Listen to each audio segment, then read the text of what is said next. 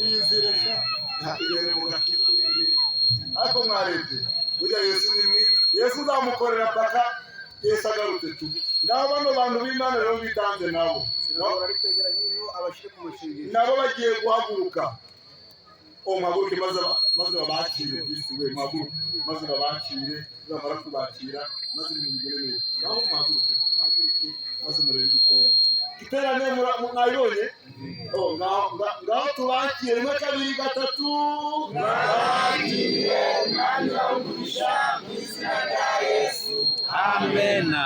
Hari akandi kantu kamwe gasigaye ni batatu nabo babaga mu ndango umwe bari bahagurutse nabo cyagiye nabo bagaruke hano dukora akantu kamwe ni kamwe turihuta humura muze nabo muhagarare maze tubabwire akantu kamwe keza kandi gakomeye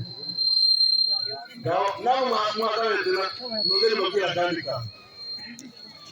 Hari akantu kajya kaba keza cyane hano twateraniye kuko buriya ino Kongo yacu ifite amadini 641. Ano madini uko ariyo hano ku isi twedini wacu wenda ntufite garenze 10. Reka turebe bano bantu nimba harimo abana bagatulika bagere gute abana bagatulika barimo ndebe abana abasepasi barimo kabisa. Imana ishimwe. Umwe babiri batatu bane abasepaka tubakire turabakiriye. Imana ibahe umugisha mu izina rya Yesu amen.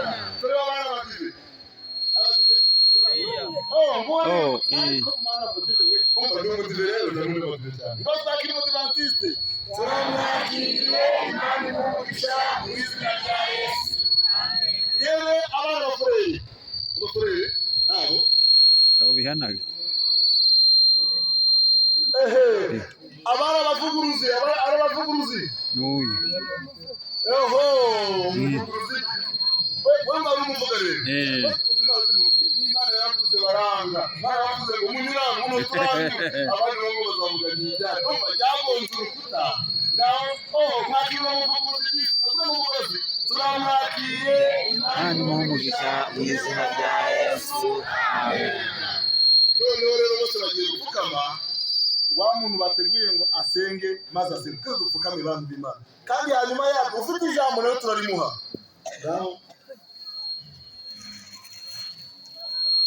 Turagushimye cyane mucunguzi wacu kuko ukoze ibikomeye izina ryawe